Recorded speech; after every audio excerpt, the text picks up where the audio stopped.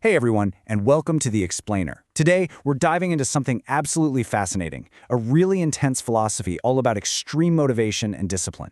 We're going to explore the actual mechanics of what separates the absolute top achievers from the rest of the pack. And as you'll see, it's way less about catching some fleeting feeling of motivation and more about completely rewiring how we approach obstacles, competition, and just life in general. So I want to ask you, what do you actually do when the world shuts you down? When you meet real resistance, do you fold or do you wake up the very next day and say, I've got this, you literally cannot stop me? It is absolutely astounding how many people out there want these spectacular, mind-blowing results in life, but their daily actions, they're entirely normal. They just want to fit in. They just do what everyone else does. But wanting spectacular results while putting in totally normal effort, well, that's just a mathematical impossibility. The reality of that math really comes down to a stark contrast. You've got 99% of people aiming for average without even realizing it, mostly because they just want to fit in. And guess what? They guarantee themselves average results because they're doing exactly what everyone else does. But then you have the 1%. These are the people who go to the gym every single day, completely regardless of how they feel, absolutely crushing the person who only goes when they feel like it. It's simple, really. Normal people get normal results, and weird people get weird results. All right, let's jump right into Pillar 1, rejecting the average life. Before you can even start building this kind of extreme discipline, you have to have this massive realization. You actually have the power to mold and change your surroundings. For so many people, the ultimate goal is just to get through life without bumping into the walls too much, Have a nice family, save a little money, and just exist. But think about this for a second. Everything around you that you call life was made up by people who were no smarter than you. Man, once that clicks, you stop passively dodging those walls and you start building your own doors. You realize you can push on life and something entirely new will pop out the other side. Moving right along, here is Pillar 2, the law of extreme ownership. Taking real control means accepting a pretty bitter truth. It's a bit of a gut punch, but here it is. No one is coming to save you. Literally, no one is coming to take responsibility for your dreams. Nobody is coming to get that project done, grow your business, heal your pain, fix your marriage, or hand you more money. It has always been up to you. And unfortunately, there are a lot of grown adults out there who are essentially still acting like children, just sitting around waiting for someone else to magically come and change their lives. It turns out you've got to take absolute ownership of everything: your mind, your time, your day, and your family. One of our sources shares a brilliant example of this. He describes a father getting pretty frustrated with his son. The son would wake up at 6 a.m. sharp every Friday, uniform perfectly ready, shoes tied, totally dialed in, because it was game day for high school football. But the dad points out the massive flaw here. Why on earth do you not have that exact same energy for your mind, for your school, for your actual life? We have to demand that same relentless Friday Night Lights energy for our everyday lives. And ownership isn't just some abstract philosophy. It is deeply, deeply practical. It's about teaching independence in totally everyday tasks. There's this great story from one speaker who talks about driving around with his beloved teenage daughter. Whenever they pull into a gas station, he actually makes her get out and pump the gas. People look at him and ask, why are you making your queen do the dirty work? And his answer is perfect. He says because one day he might not be around, and if a crisis hits, she needs to know exactly how to fuel her own car and keep moving. True ownership is self-reliance. Which naturally leads us to Pillar 3, purpose in shared suffering.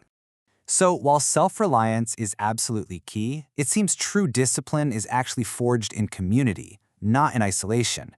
We're seeing this massive crisis right now where people, especially young men, are desperately searching for purpose and brotherhood. And a lot of them are currently, and pretty unsuccessfully, trying to find it playing video games. But what they really crave is the power of shared suffering. We're talking about environments like jiu-jitsu gyms, rock climbing, CrossFit, or SEAL team training.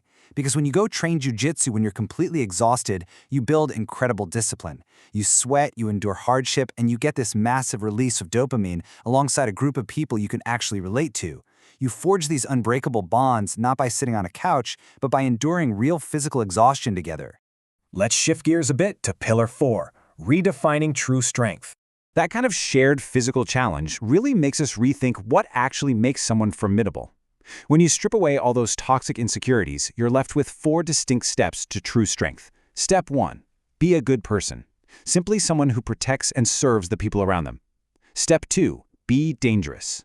Now, the crucial thing here is that being dangerous absolutely does not mean being a loose cannon or a threat. It means being highly capable but totally disciplined. In fact, often, the most dangerous person in the room is the quietest one. They treat others with immense respect because they operate from a position of profound security, not insecurity.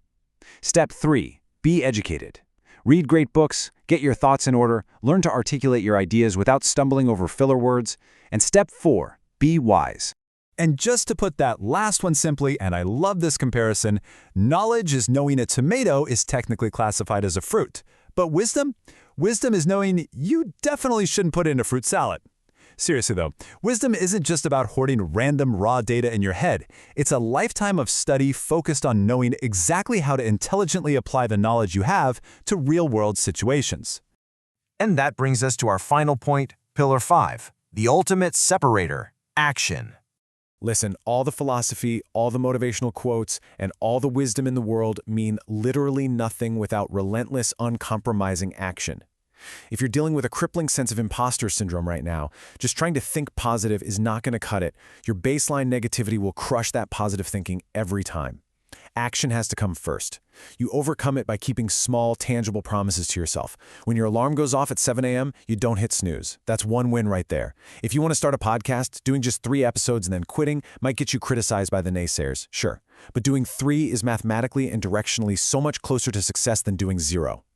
The critics might be right in the short term, but they're totally wrong when it matters most. You just have to take action. 400. Let me tell you an unbelievable story from one of our speakers that perfectly illustrates this. He was playing in the NBA and had a game against the championship-era Lakers. To make sure he outworked absolutely everyone, he decided to arrive at the Staples Center at 3 p.m. for a 7 p.m. game. His goal? He was going to make exactly 400 shots before heading back to the locker room to rest. But as he walks out onto the court, hours before tip-off, he looks over and finds Kobe Bryant already out there in an absolute dead sweat. So the speaker is stunned. He goes ahead and does his full hour-and-a-half workout, finishes up, sits down to unlace his shoes, and looks over. Kobe is still going. And we are not talking about lazy shoot-around moves here. Kobe was doing intense, full game speed moves for another 25 minutes. Fast forward to the game later that night, and Kobe drops 40 points on them. So after the game, the speaker walks right up to Kobe. He just has to ask, why do you work like that? Why were you in the gym for so long before the game even started? Kobe just looked at him dead in the eye and said, because I saw you come in, and I wanted you to know that it doesn't matter how hard you work, I'm willing to work harder than you. Wow. He told him it wasn't personal at all, but just seeing someone else put in the work inspired him to push even further.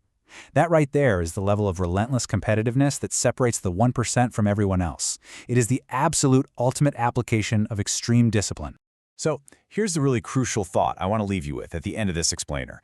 Success has already made up its mind. It is moving in the exact direction it needs to go, and it is actively hunting for the person who wants it the most. So you have to ask yourself, are you sitting around waiting for success to just tap you on the shoulder, or are you out there hunting for it? It's time to stop sleeping on your own potential. Stop accepting normal results. Embrace the grind. Keep those promises you make to yourself and go hunt for the exact life you want to build. Until next time, stay focused and keep outworking the competition.